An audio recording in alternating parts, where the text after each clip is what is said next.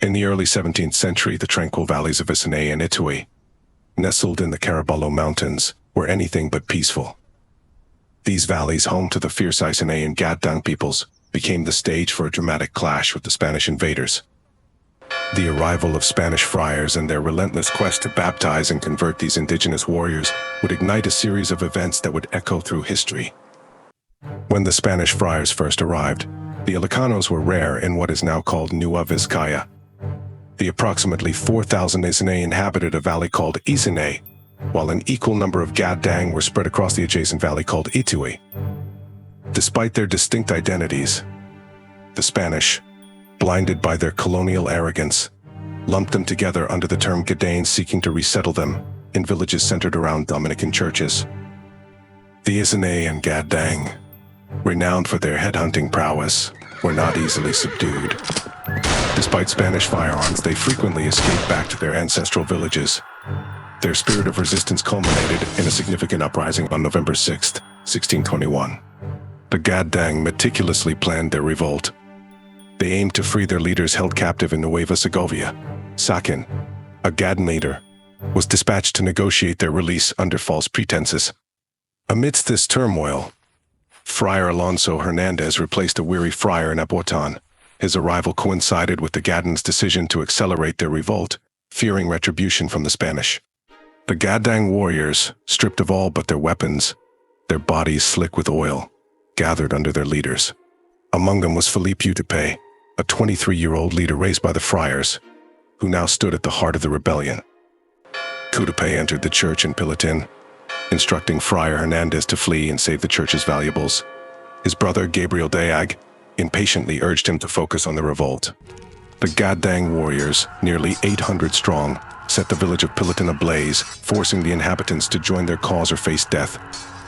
Panic spread, but Utepe's presence brought a semblance of order, urging restraint until the friars had left. As the revolt spread, warriors looted and desecrated churches, using sacred vestments as mockery, spearing statues of saints. The Spanish tax collector, emerging to negotiate, met a swift and brutal end.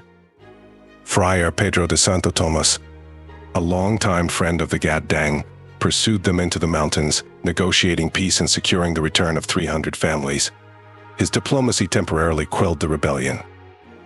When Spanish soldiers arrived, Santo Tomas navigated the treacherous Balisi River, encountering no rebels but securing the surrender of Gabriel Daag, who revealed the warriors' traps. Years later, Santo Tomas's tireless efforts for peace and understanding led to his death from exhaustion and illness at the Dominican convent in Nueva Segovia, leaving behind a legacy of resilience and reconciliation.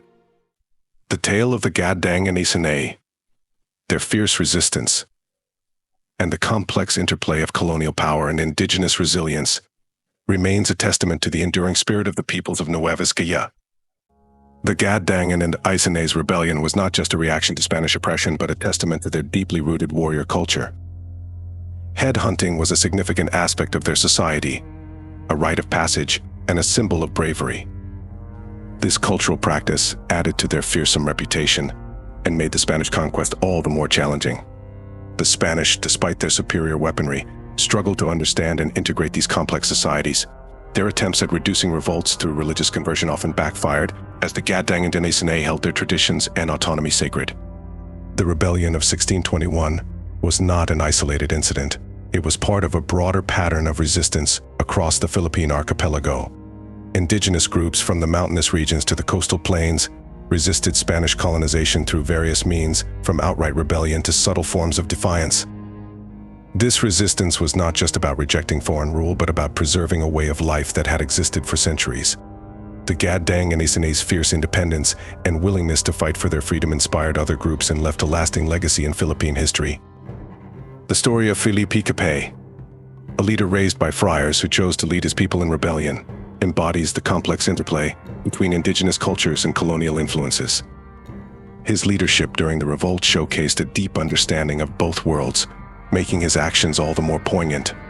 The Gaddang and Isinay's determination to maintain their traditions, despite relentless Spanish efforts to suppress them, underscores a broader theme of resilience that resonates throughout Philippine history.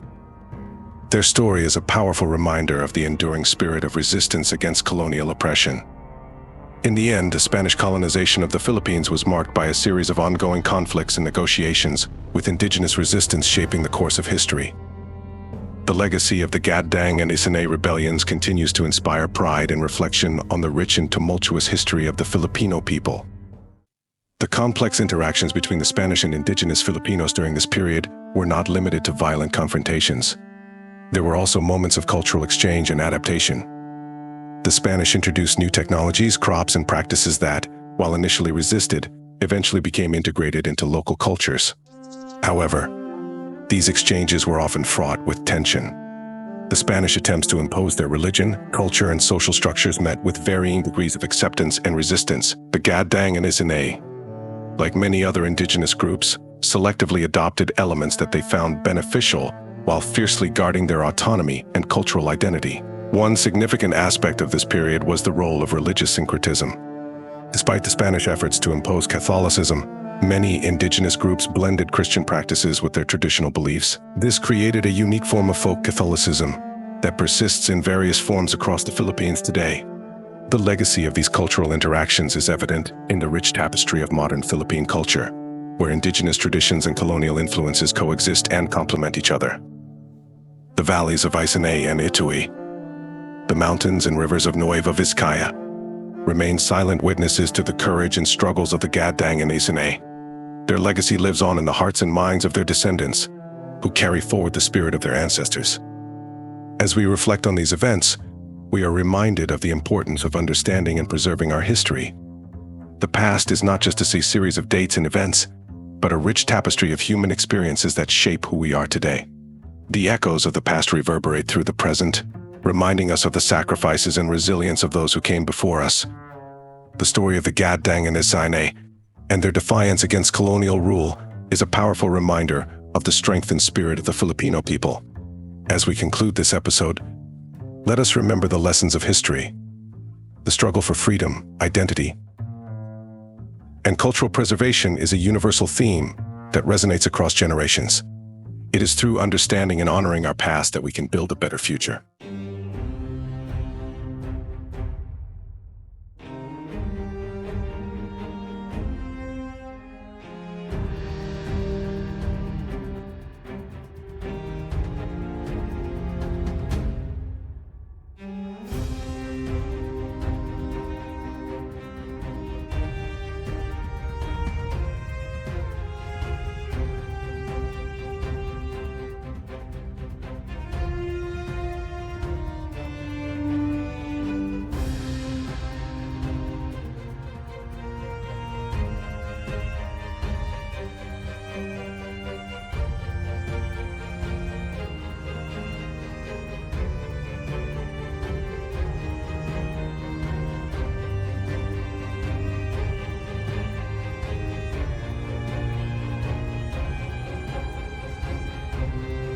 Thank you for joining us on this journey into the past.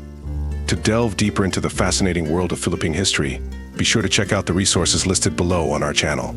Until next time, stay curious and keep exploring.